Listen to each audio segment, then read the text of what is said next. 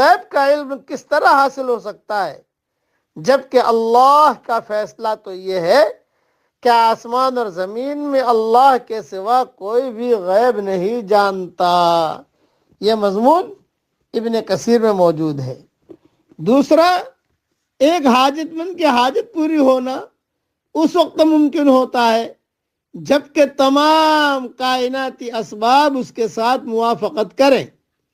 پھر ایک قادر مطلق خدا کے سوا کون ہے جو اتنے بڑے پیمانے پر تمام موافق اسباب کو جمع کر سکتا ہے؟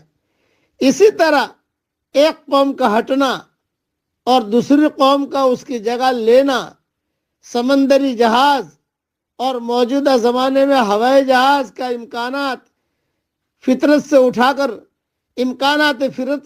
اٹھا کر اندھیرے اور اجالے میں سفر کرنا، سمندر سے بھاپ کا